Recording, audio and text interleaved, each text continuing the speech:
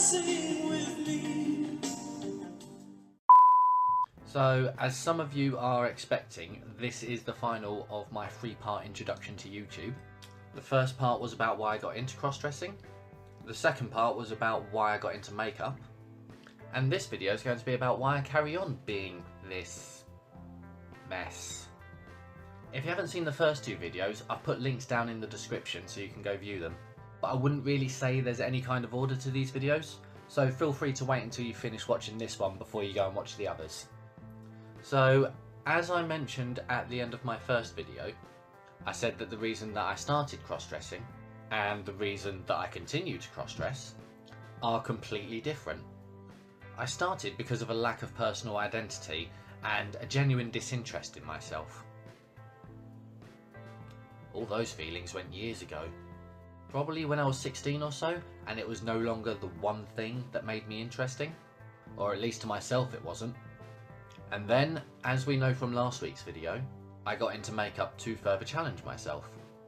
Now, part of that push was to share my cross-dressing and my identity as Jessica with more and more people. Now, I was around 20 years old, and surprisingly enough, I wasn't the most confident of individuals. The thought of going out as Jessica, or anyone finding out that I cross-dressed without me telling them, really scared me. So I wasn't exactly about to start approaching people and just come out with, "Hi, call me Jessica. I know I look like a bloke, but on the weekends it's an entirely different story." So instead, I went for the next best thing, which was to create a blog and tell complete strangers. Instead. In hindsight, I probably should have just told people.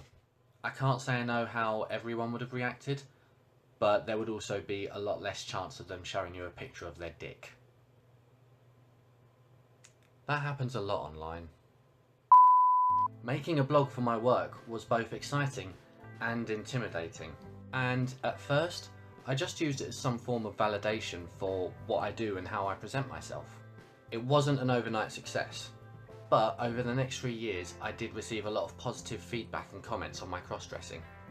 And in 2014 I had this realisation that I no longer needed the validation. People really enjoyed the work I was putting out there, and I really enjoyed creating it. But at the same time, I felt like I was just going through the motions, and I was putting work out there without actually achieving anything.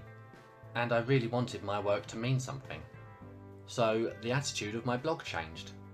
I stopped simply posting pictures and started writing articles on cross-dressing. How to choose an outfit, how to go shopping for dresses, why you should buy decent makeup, why you might not want to wear heels. There's no way I wrote about that last one. Oh, looks like I did. Mistakes were made. Now, after I started writing these articles, my blog exploded. I went from just under 100 followers to well over 1,000 in the space of a few months. My posts were being shared around the internet and I was receiving great feedback. I had so many people contacting me just to let me know how I had helped them and if there was any other advice I could give on questions they had. As you can imagine, there was some negative feedback too, and some of the feedback was just creepy. But the amount of positive comments easily outweighed the amount of negative ones. And I felt like my blog finally had a purpose and a meaning. I had gone from needing personal reassurance and validation to being a teacher and encouraging others.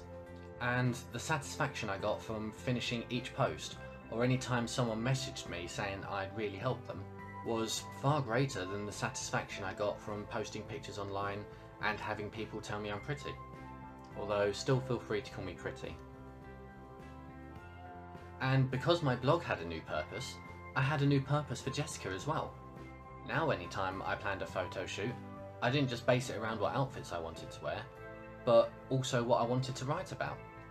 And that way I could make sure I got pictures to go with my articles as well. Quick disclaimer, I am far from the be-all and end-all of fashion and makeup knowledge. I like to think I have some good advice, but then again I also like to think that I can put my eyeliner on and turn it into a wing on my first attempt, and that's a straight up lie.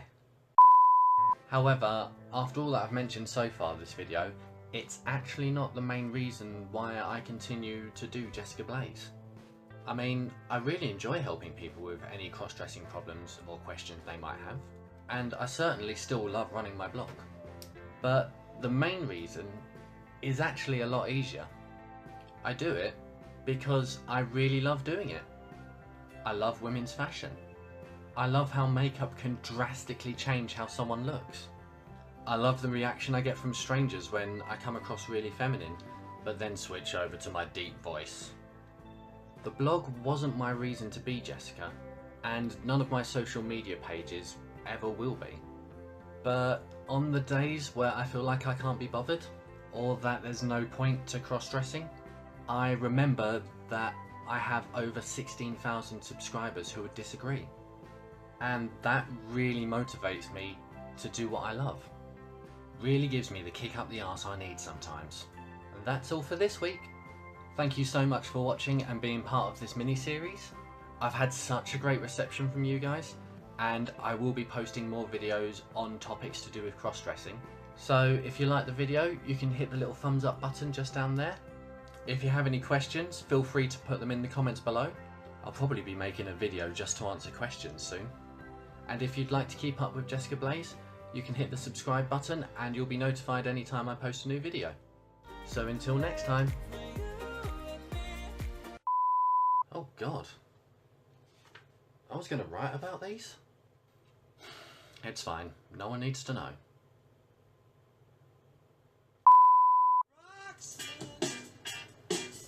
You don't have to put on the red light. Those days are over. You don't have to share your body to the night. What? Can't look back and run from what I feel inside. There's no more time.